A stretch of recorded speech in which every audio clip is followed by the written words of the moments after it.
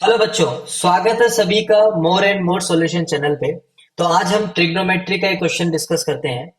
So basically we have to calculate the value of 1 plus tan 1 degree, 1 plus tan 2 degree, 1 plus tan 3 degree till 1 plus tan 44 degree. इन सभी terms का हमें product calculate करना है।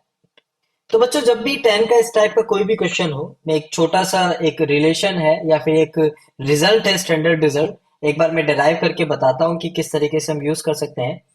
Suppose we have two angles A and B and a plus b is equal to 45 degree, and as we all know that tan of a plus b, tan a plus b का जो formula है वो कितना होता है?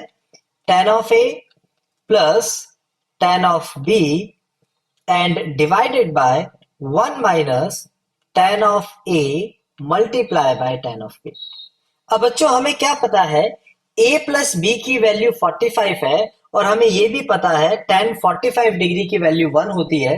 तो अगर हम इसको क्रॉस मल्टीप्लाई करें तो हमें रिजल्ट मिलेगा 1 minus tan of a multiply by tan of b, that will be equal to tan of a plus tan of b।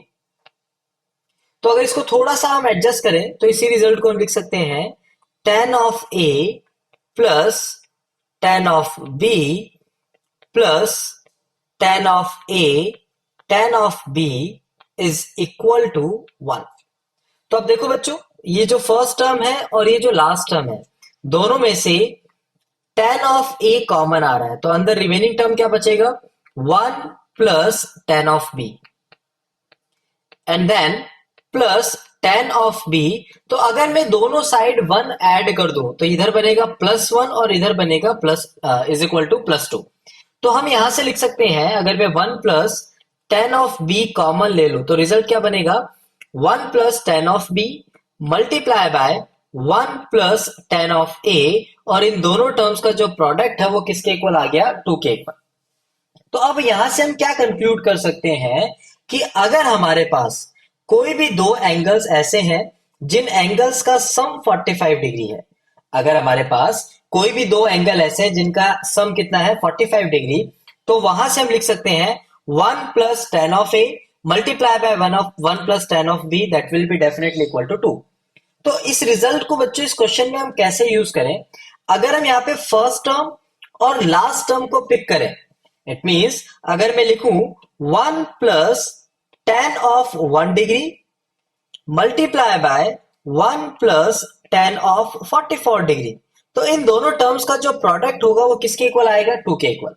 Similarly अगर हम लिखें 1 plus tan 2 degree multiply by 1 plus tan 43 degree, तो इनका product भी किसके equal आएगा? 2 के equal. तो हमारे पास ऐसे ही जो मिडल टर्म होगी that will B 1 plus tan 22 degree multiply by 1 plus tan 23 degree, ये भी किसके इक्वल आएगा? 2 के इक्वल।